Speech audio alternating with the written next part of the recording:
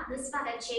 લોકસભા સામાન્ય ચૂંટણી 2024ની જાહેરાત થઈ ગઈ છે ત્યારે વડોદરા શહેરના વારસિયા પોલીસ સ્ટેશન હદ વિસ્તારમાં ફૂટ પેટ્રોલિંગનું આયોજન કરવામાં આવ્યું। લોકસભા સામાન્ય ચૂંટણી 2024ની જાહેરાત થઈ ગઈ છે જે અન્વયે વડોદરા શહેરમાં બીએસએફના જવાનો તથા વારસિયા પોલીસ સ્ટેશનના પોલીસ સ્ટાફ સાથે રાખી વારસિયા વિસ્તાર, રેવડિયા મહાદેવ મંદિર, માણેક પાર્ક સર્કલ, મીરા 4 રસ્તા, સંગમ 4 રસ્તા, વોર્ડ ઓફિસ, સ્વાટ ક્વાર્ટર્સના અંદરના ભાગે ચૂંટણી અનુસંધાને ફૂટ પેટ્રોલિંગ કરવામાં આવેલ છે।